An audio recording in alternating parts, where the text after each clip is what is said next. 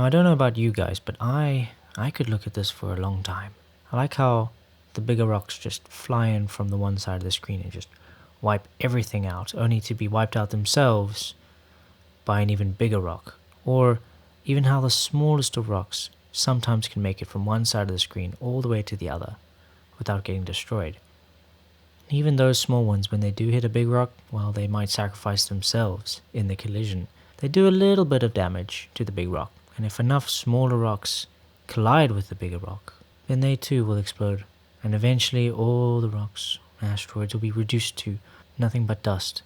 Now, I'd like to say that we're actually not in any danger, but it's come to my attention that some people watching this video aren't subscribed to this channel. Because they're not subscribed and they haven't hit that bell notification icon, they're not going to get a warning of when one of these asteroids are coming straight for them. So please make sure you have subscribed and hit that notification bell so you will get notified on when my next video and the emergency escape announcement will be ringing. Hello everyone and welcome to the show. So that was quite nice, wasn't it? It was quite peaceful. It was a interesting background scene with asteroids just doing their thing, coming in and out of the screen and wrapping around, colliding with each other to form smaller asteroids, eventually to be ground down to nothing but dust.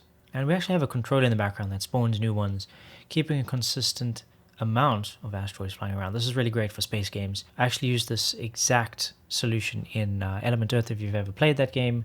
It's not used as a background feature, it's actually quite an integral part of it, but in this sense you can use this just as a nice, chaotically peaceful background scene. So I think what we're going to start with here is take a look at our sprites. Now I'm using the new version of GameMaker, so forgive me, I'm still a little rusty with making my way around. So we've got our room there. Sprites are down here. I have a couple asteroids. Now they're not meant to be used, as an animation, so they're just one sprite with many sub-images, and we're going to use that to spawn a, fairly good variety. And then we have sprite starts, this little dot.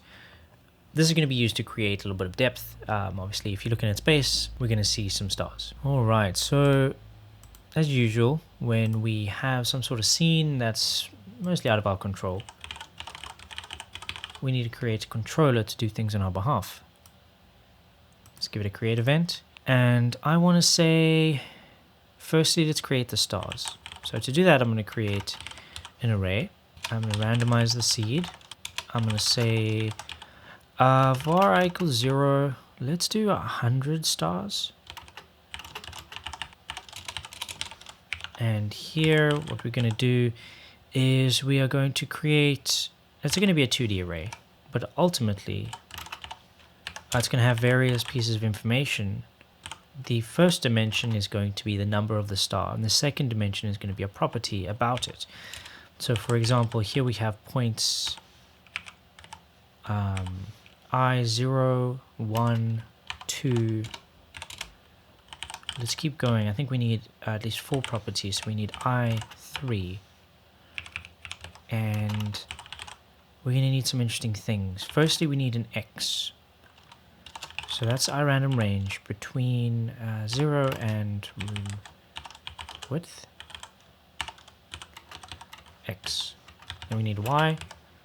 Then we need a scale and an alpha. Not all stars are as bright as the rest. So this is going to give us a sort of an approximation of some real stars. Okay, 0, room, height. I'm actually going to try something different in this video. We're going to be actually splitting the game up, or the animation in this case, and whenever we add something interesting. So once we've got the stars going, let's actually fire this up and see that it works. Okay, so we're going to have a very small star, and I think a full size of the sprite, which isn't actually too big. I think it's, the whole texture is 64 by 64, so it's only a collection of small little dots right at the center of that. Okay, and the alpha is the same. So you could find with a massive star, but it's very, very dim, or we could have a very small star that's very bright. Okay, so let's go to our room world. So here I've got in an instances layer. This is where we're going to put our asteroids, and I've got a controller layer over here, and I'm putting the controller on the controller layer at the bottom, so that obviously we don't have any stars in front of our asteroids. Let's fire this up and see what it looks like. Okay, so we're not actually seeing anything because we haven't actually drawn those points, but I can promise you they're out there. So let's go back to our controller. Let's add a draw event. I'm going to close the room for now, we don't need it. For var I equals 0, I is less than 100, I plus plus, so it's the same kind of for loop that we used to generate the points. Draw sprite ext sprite star, oh sorry, star, and then we've got subimage 0, we've got x, so I want to say points I 0. Then next we have y, so that's points I 1. Then following that we have scale. I'm just going to say points I2, and I think the next one's points I2 also. That's scale. Then with rotation 0, color see white because we want it to remain at its color. And then lastly points I3. Alright, I think that's it. So now if we run it, we'll actually see those points being drawn out in the form of those sprites at those random points. Wow, that's not bad, huh? Actually looks a bit like a star field in the background, and if we fire this up, because the seed is randomized each time, we should get a different spread of stars. I mean, it's going to be very difficult. Just picture this like an L slanted to the right. Remember, there was an L slanted to the right in the top right quadrant, and if we fire this up again, see, no L slanted to the right. Bit of a Orion's belt story going on here. That's pretty neat. But as we can see, the star field or the background of stars is pretty much fresh every single time. Alright, so next up, let's go back to the creator. Now let's talk about asteroids. We have to come up with a max, because if we let this grow and grow and grow forever, obviously every asteroid that gets created can cause quite a lot of havoc and spawn multiple other asteroids. So we're going to keep a maximum of about 80, and then I'm actually going to use an alarm to control the creation of them. In this case, let's just say determine if they need to be created once a second. Add event, alarm 0. I'm going to pick the X and the Y off screen. -150 by room width plus 150. So they're going to spawn off to the side at a range, and this one I'm just going to say choose -150 and room height plus 150. Good stuff. So that should be random enough. And to be sure that we're not going bananas, let's check how many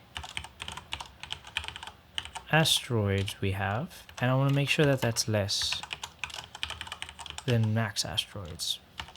If it is, instance create layer. Now obviously we don't have the asteroid object just yet, but we'll get to that. The X, the Y, and we're going to put on the instances layer. There we go. That's looking pretty good. And we're going to call this again. So the same as we did in the create, we're just going to fire up that alarm again, and it's going to keep doing it every second. It's going to be generating an X and a Y coordinates, and then it's going to be checking if it can create an asteroid. So if you want to actually get even more, if you want to do some optimizations, you can actually do the X and the Y inside there. And it means that you won't be using any CPU power to generate random numbers if there are enough asteroids. So there's a little bit of an optimization. You get that one for free. Next one's going to cost. I'm just joking. Save that. And yeah, it's telling us that, well, it doesn't know what object asteroid is, which is completely fine because we are going to get to object asteroid soon. So it's telling us it doesn't know what object asteroid is. So let's go ahead and add it next. I want to create an object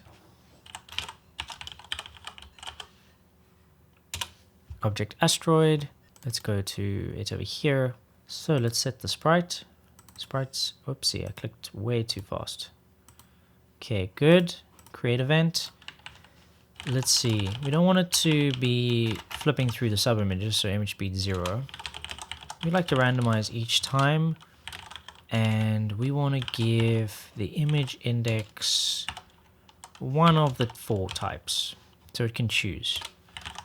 Then the image X scale is going to be a random range. We can start it off at 0.2 all the way up to full size at 1. And the images themselves, well, those sub-images, they're all the same size, where, you know, thereabouts. So they all have a maximum same chance or weights or health, per se, as each other when they're created at the same size. Our image Y scale needs to be the same as image X scale because I wanted to maintain proportions. We can't have weird shapes. They've got to look like our images. Our speed is going to be, I'm going to say between 1 and 3, not too quick, but not too slow. Our direction, they can go whichever way they want, because remember they'll wrap eventually around the screen, so if they fly off further out of the screen they'll pop up on the other side immediately, which is quite nice. I also want an angle change, so this is going to be how it rotates in space, between 1 and 5 degrees.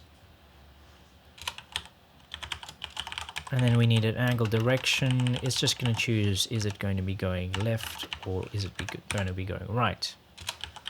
Now here's a cool thing. The start health is going to be 100% times the image X scale. Because remember, these are going to be colliding with each other. So we want them to intelligently determine if a collision happens between 2 asteroids, which one will take damage and which one will take damage and destroy itself. And that's going to be based on its health. So if it has a 1 scale, it'll have 100% health. If it's 0.2, that's 20% health. So obviously the smaller one will have a bit of a disadvantage flying around space. Then also let's set my health equals to start health at this point. So we're going to assume it's got maximum of whatever its start health is. If it's a smaller one, it'll have maximum of a smaller amount of health. Display health equals 0. That's if we want to show the health or not. Here's a boolean we're going to be using called break up, and it's going to be used to control whether the asteroid, when it gets destroyed, whether it breaks into smaller pieces or whether it turns into dust. So we're going to assume that starting off even at a 20% size, it still can divide into smaller sizes. So we're going to set breakup to true because we don't want anything turning into dust immediately, or at least by default here. We're going to say that the size is still available to be divided. Okay, then we need a step event because I actually want this to wrap, move wrap, and I need a small w there. I want to go true, margin of 200, just like that. And also let's control the direction.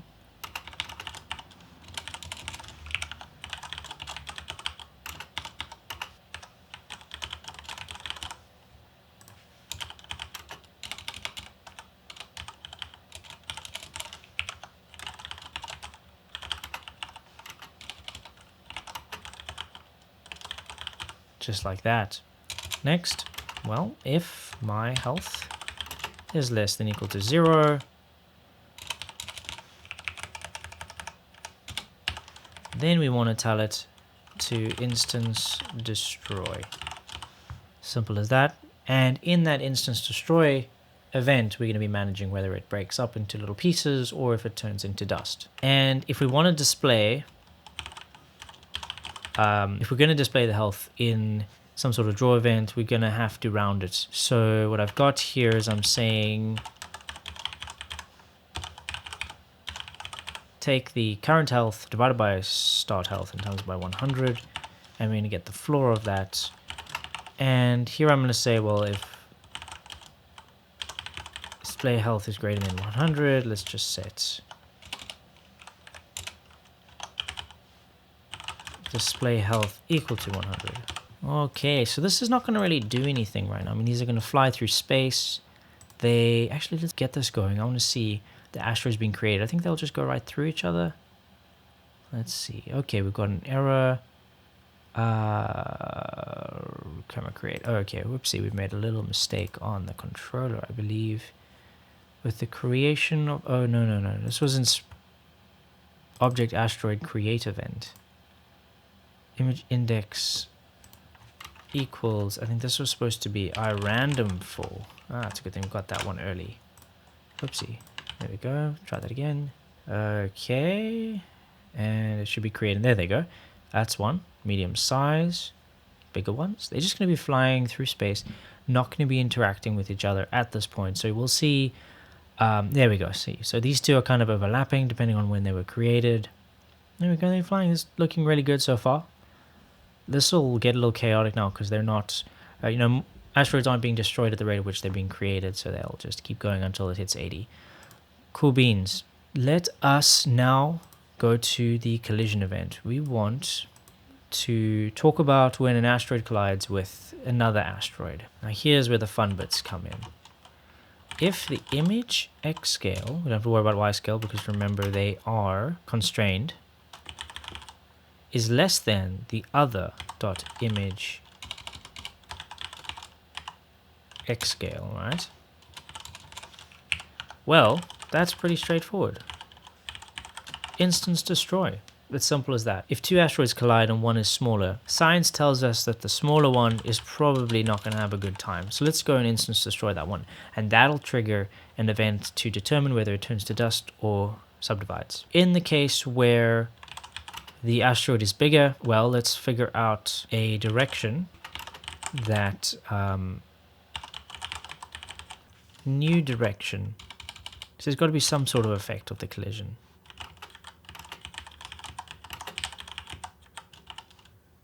And that's going to generate a new X and a new Y.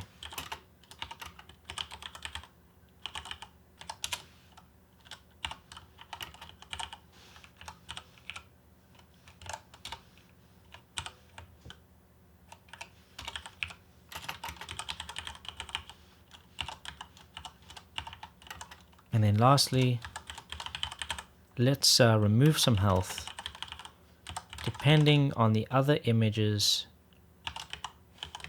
X scale times by an arbitrary 5.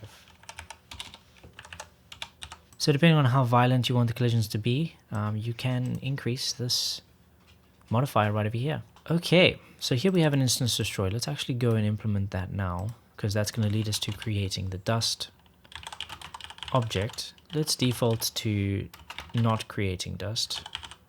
If the image X scale is greater than 0.2, if we're designed to break up, which currently they're all designed to do, then I'm going to say var pieces random range 2 to 3 pieces should be good. And then for every piece,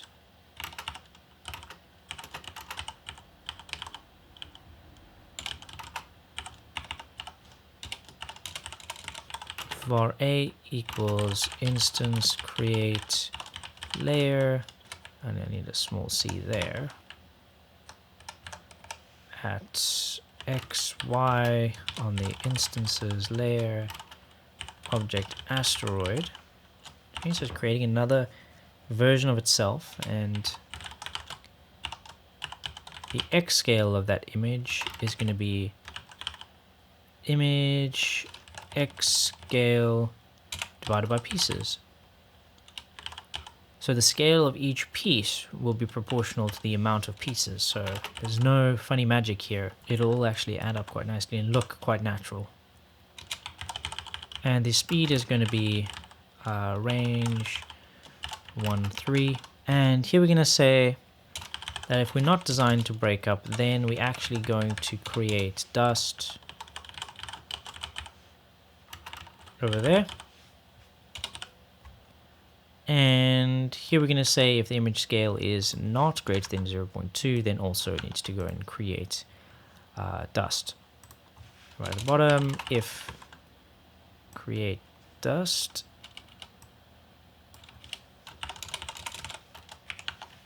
for pieces of dust, random range between 5 and 10 pieces of dust, and I'm going to grab this for loop.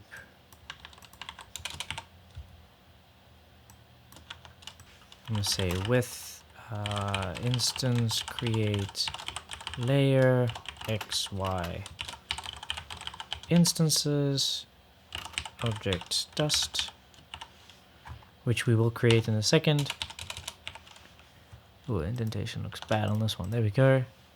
Sprite index equals sprite asteroid.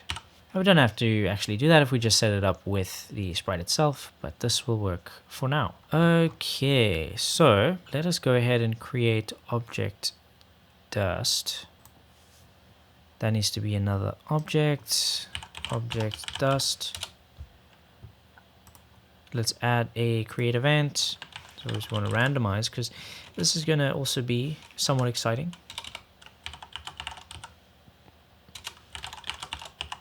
The image x scale is going to be random range 0.01. It's going to be very small, to 0.1, which is going to be 10% of the asteroid sprite itself.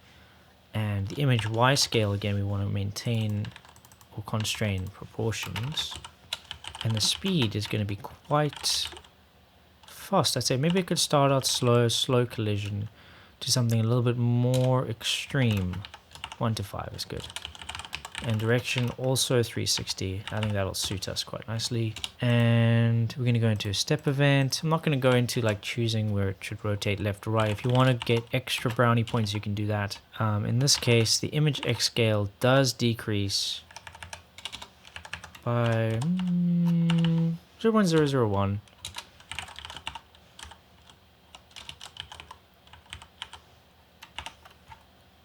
So the dust is going to eventually kind of get small enough to disappear.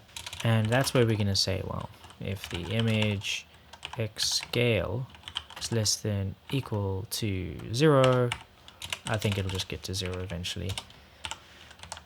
Then we're going to destroy it over here. And that'll be the end of that. It'll clean itself up quite nicely. Now let's see. Have we got everything? I think we do. Dust, asteroid. This might actually work just like this. I think that's it. Let's fire it up and see what happens. Remember, we're gonna have 80 asteroids. Maybe we'll get a glitch. Who knows? Okay. Whoa. Interesting. That seems okay so far. Let's look for more collisions to see if we've got anything strange. Oh, that looks good. Let's see when a small one turns to dust. Oh, there we go. That is quite neat. One thing that's happening strange is notice how the dust flies all the way to the right, always. That's not coincidental. That's something that's not correct. Okay, cool. Let's close this and have a look at our dust creation. Okay, so here's our dust. Actually, I'm going to go ahead and remove all of that. It's extra stuff we don't need if we just go to the dust and give it the same or correct sprite. Okay, so that's one thing. Direction equals 360.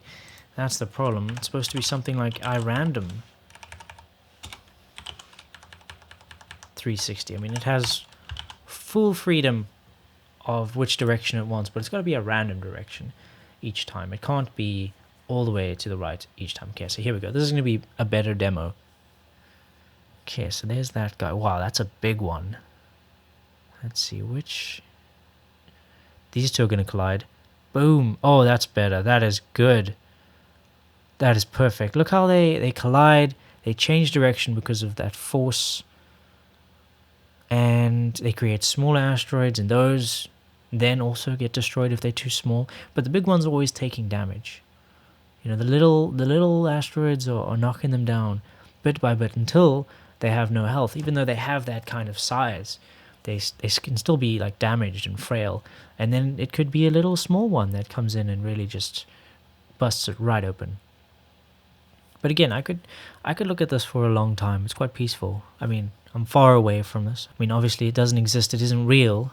But if one was looking at this as a 3D being in a 2D space, yeah, I think we'd have absolutely no fear watching this chaotic experience. Now, this is great if you want to create a little game where a little man's got to dodge asteroids, or Asteroids the game, which I'm sure we've all played at some point in our lives. It kind of uses this principle, and this one I'd say is quite an exciting element.